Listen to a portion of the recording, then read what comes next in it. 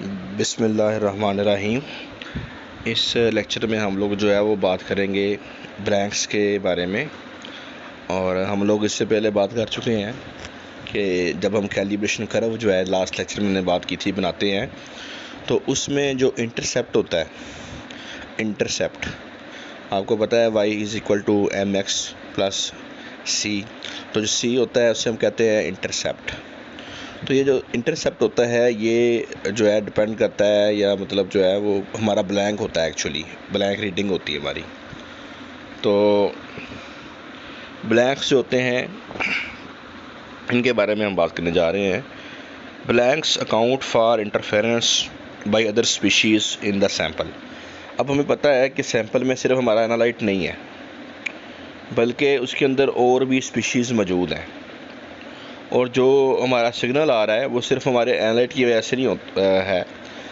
बाज़ दफ़ा उसमें क्या है कि जो हमारा मैट्रिक्स मौजूद है वो भी ऐड कर रहा होता है। अब मैट्रिक्स के बारे में आप समझते हैं कि मैट्रिक्स एनालाइट के अलावा हर चीज़ उसमें शामिल है, तो उसका भी यानी उसमें रोल होता है। Traces of analyte found in reagents used for sample preservation, preparation and analysis. देखो, हम लोगों ने क्या किया है, सैंपल पहले लिया है, सैम्पलिंग की है, तो वहाँ से ही मतलब जो है मैट्रिक्स जो है वो ऐड होना शुरू हो जाएगा। सैम्पलिंग हो गई, सैंपल ले लिया हमने जो कि रिप्रेजेंटेटिव है। फिर प्रिजर्वेशन होती है उसकी, उसको सेव करते हैं।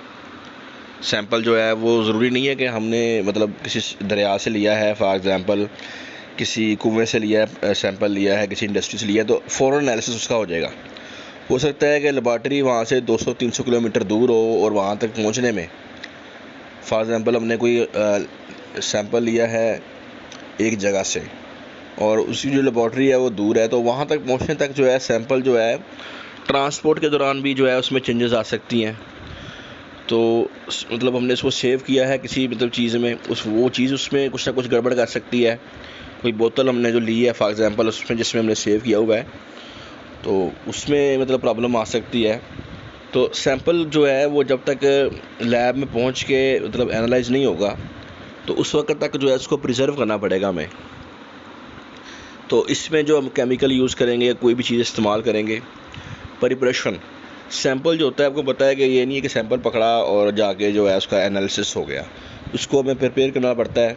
जैसे फॉर एग्ज़ाम्पल बाज़ दफ़ा हमें डाइजेशन करनी पड़ती है, बाज़ दफ़ा मतलब हमें सॉल्यूशंस वगैरह बनाने पड़ते हैं डिफरेंट कंसंट्रेशंस के। तो मतलब ये नहीं, काफ़ी ये मतलब बाज़ दफ़ा तो ये लैब में काफ़ी टाइम इस पे लगता है।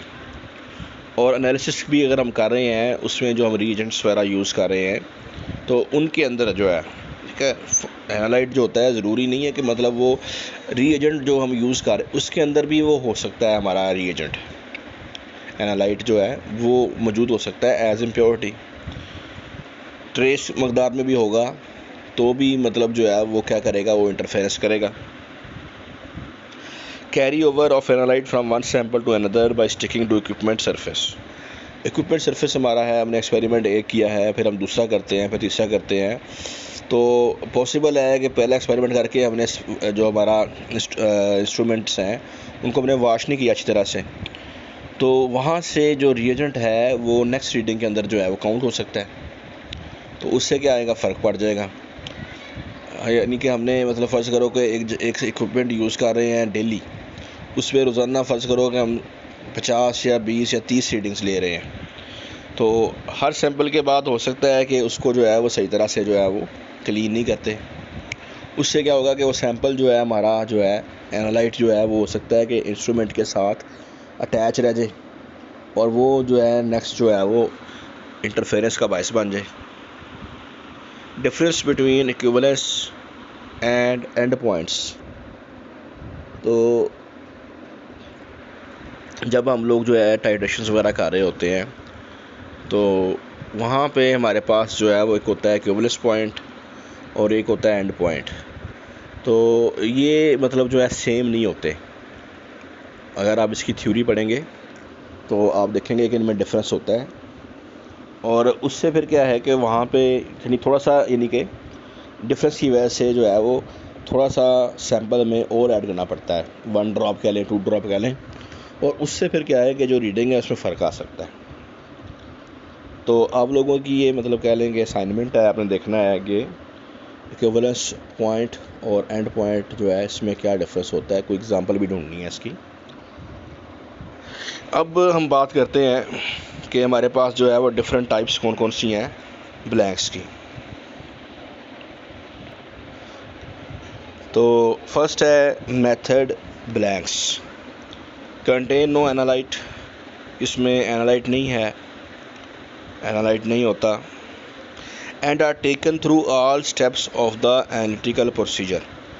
लेकिन क्या है कि उसको हम लोग जो भी प्रोसीजर कर रहे हैं एनालिटिकल उसमें से गुजारते हैं, हर स्टेप में से वो गुज़रता है सेम तरीके से जैसे हमारा सैंपल गुजर रहा है, वैसे ही जो हमारा ब्लैंक मेथड ब्लैंक होता है वो भी गुजरता है। और फिर हम क्या करते हैं एंड पे, subtract this blank from the sample readings prior to calculating concentrations को कैलकुलेट करना है हमने, तो उससे पहले हम लोग क्या करेंगे, ये जो ब्लैंक की रीडिंग आएगी उसमें से माइनस कर देंगे।